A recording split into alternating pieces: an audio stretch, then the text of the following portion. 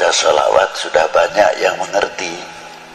Mungkin sholawat nariyahan, mungkin sholawat munjiat, dan sholawat-sholawat yang lain. Sholawat dengan ayatnya yang sangat terkenal, sangat populer, innallaha wa malaikatahu yusalluna ala nabi ya ayyuhalladzina amanu sallu alaihi wa sallimu taslima. Ditafsirkan oleh Ibnu Hajar Qadil Iyad dalam kitabnya Asy-Syifa yang dikumpulkan oleh Sayyidi Syekh Muhammad Yusuf atau Sayyid Yusuf An-Nabhani di dalam kitab Sa'adatud Darain. Diterangkan oleh Ibnu Hajar Al-Haytami Al-Asqalani dan Syekhul Islam Imamun As-Subki dan Abu Bakar Jalaluddin As-Suyuti, tokoh-tokoh yang sangat ma'ruf, menafsirkan innallaha wa malaikatahu yusalluna 'alan nabi. Salawatnya Allah kepada baginda Nabi khususiyah, berbeda salawatnya Allah Ta'ala yang diberikan kepada nabi-nabi terdahulu sebelum Nabi kita Sayyidina Maulana Muhammad sallallahu alaihi wasallam. Kalau sholawat yang diberikan kepada para anbiya rahmatan mutlak, tapi yang diberikan kepada baginda Nabi maknanya salatullahu alaihi sallallahu alaihi wasallama salatan rahmatan makrunatan bita'zim. Berbeda sekali.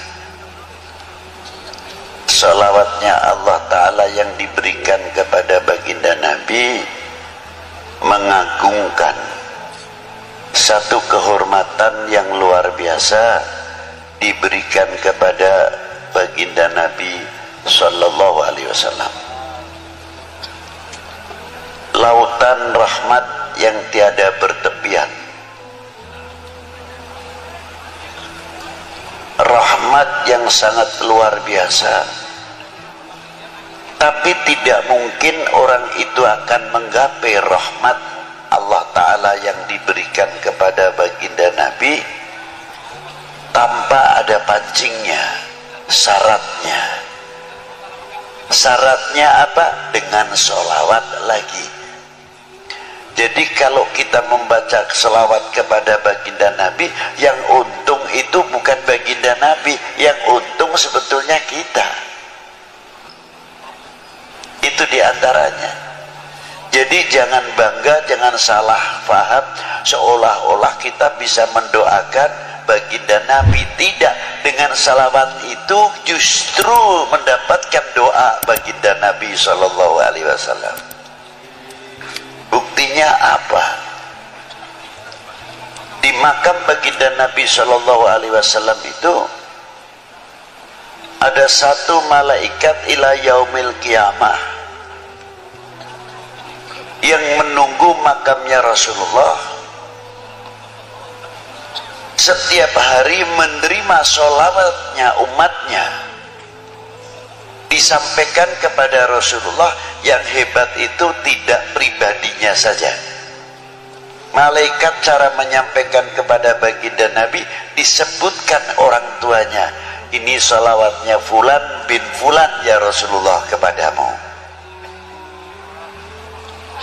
Jadi kalau kita ini mengangkat sholawat, walaupun yang bersalawat itu anak sendirian atau orang tua,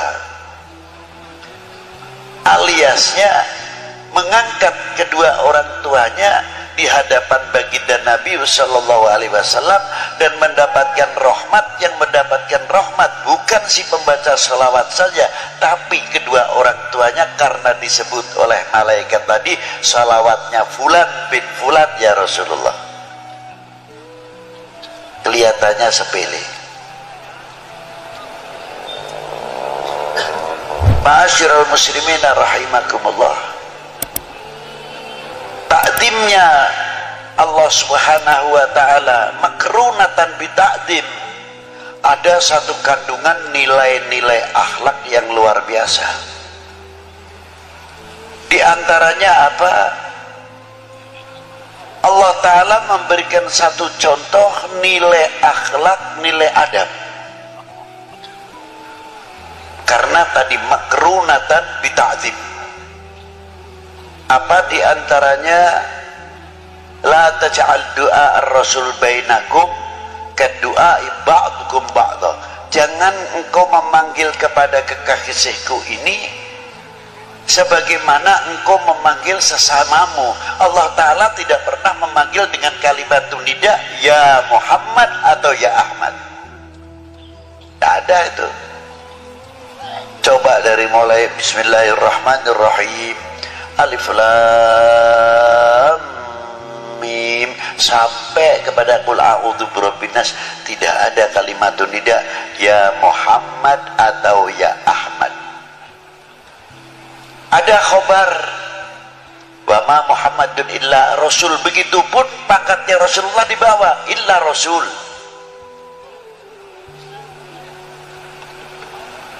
Ada akhir suratul Fatah, Muhammadur Rasulullah walladzina ma'ahu asyidda'u 'alal kuffar ruhama bainahum tarahum ruk'an sujadan yabtaghuna fadlan minallahi wa ridwana. Disebut juga Muhammadur Rasulullah, pangkatnya di bawah. Ini khobar, bukan nida ya Muhammad, tidak.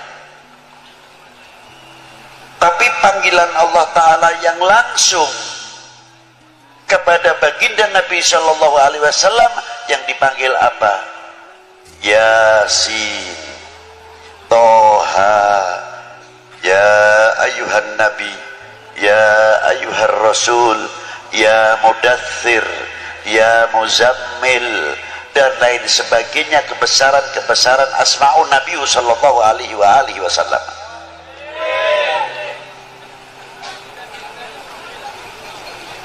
Itu diantaranya.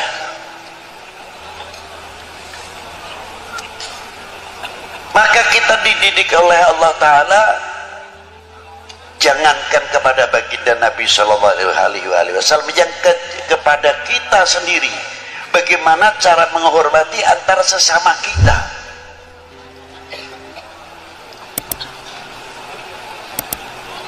Ada bapak kepala desa, kita tahu namanya si A, umurnya jauh lebih tua saya, tapi beliau sudah mendapatkan kepercayaan oleh orang sedesa menjadi bapak kepala desa. Kalau saya tidak memberikan contoh yang baik, walaupun beliau lebih muda, umpamanya namanya si Fulan, kita harus menyebut Bapak Fulan mau kemana, Bapak Fulan dari mana. Inilah nilai-nilai akhlak.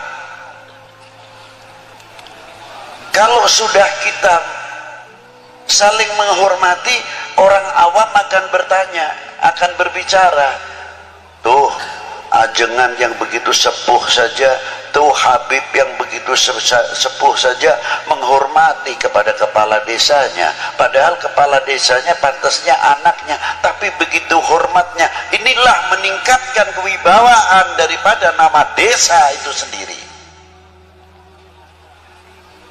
Tapi kalau kita sudah memanggilnya, Fulan mau ke mana, Fulan badai ke mana, atau badai tindak pundi, apa ngendi, dan sebagainya, secara tidak langsung menjatuhkan kewibawaan pimpinan-pimpinan yang ada di dalam desa itu, walaupun dalam sekup yang kecil. Itu hebatnya. Maka Allah Ta'ala selalu memberikan bimbingan, tuntunan terus kepada umat baginda Nabi Sallallahu Alaihi Wasallam.